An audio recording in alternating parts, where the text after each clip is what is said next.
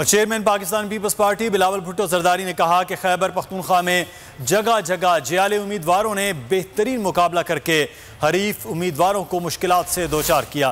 बिलावल भुट्टो जरदारी ने खैबर पख्तूनख्वा के बल्दियाती इंतखाबात में जियाले उम्मीदवारों की हिमायत करने वालों का शुक्रिया अदा किया।